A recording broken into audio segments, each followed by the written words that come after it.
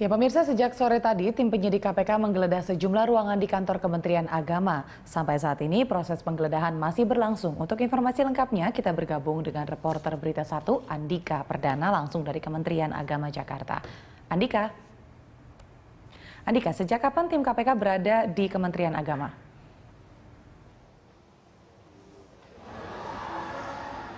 Ya, sejak dari sekitar jam 6 sore hari ini, Amanda, tim penyidik dari Komisi Pemberantasan Korupsi melakukan penggeledahan di lantai 5 gedung Kementerian Agama yang berlokasi di Lapangan Banteng di Jakarta.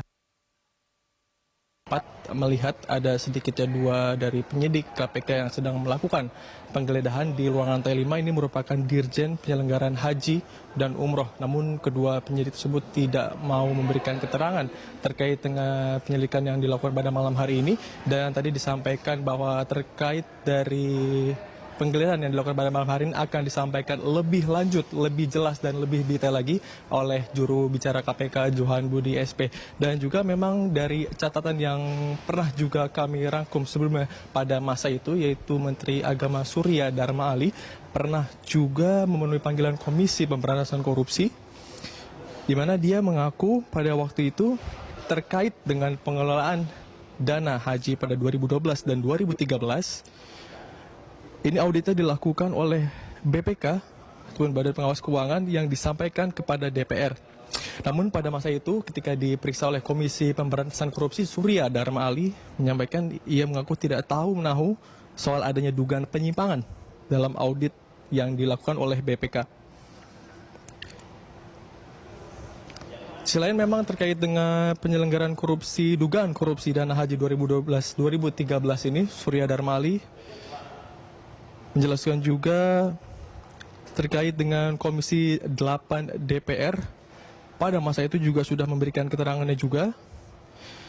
Dan juga pada masa itu KPK menyelidiki adanya dugaan korupsi dalam penyelenggaraan ibadah haji 2012-2013. Di mana yang membidangi bidang agama untuk diminta keterangan pada masa itu yaitu mantan Ketua Komisi 8 Hazrul Azwar dan mantan Wakil Ketua Komisi 8 Jazuli Juwaini.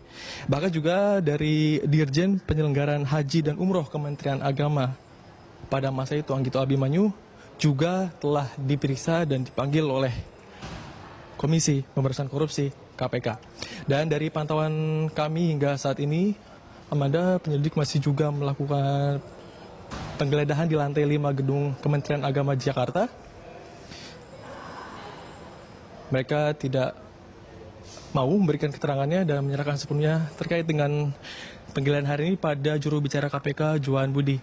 Dan sebelumnya juga seperti penggeledahan yang dilakukan oleh KPK pernah dilakukan juga, biasanya penggeledahan seperti ini bisa juga berakhir hingga dini hari, bahkan hingga subuh esok hari.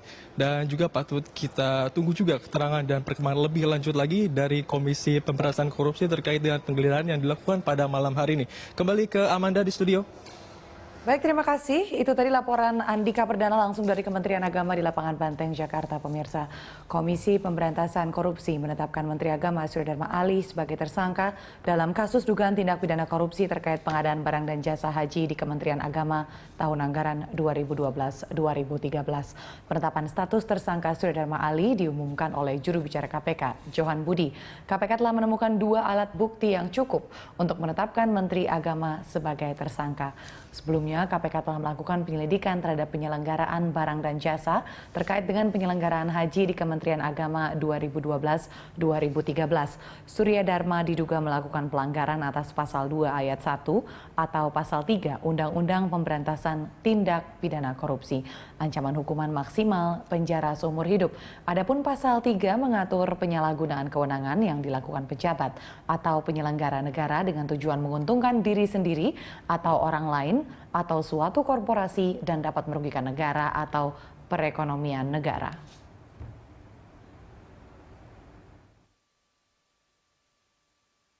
Yang lebih mendalam. Oleh karenanya, pada kesempatan ini kami belum bisa menyebutkan misalnya perubahan tarif itu seperti apa.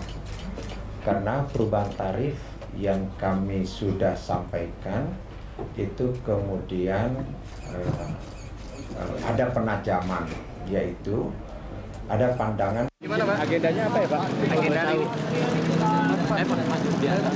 Iya Pak.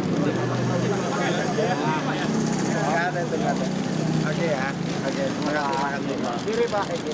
Pak.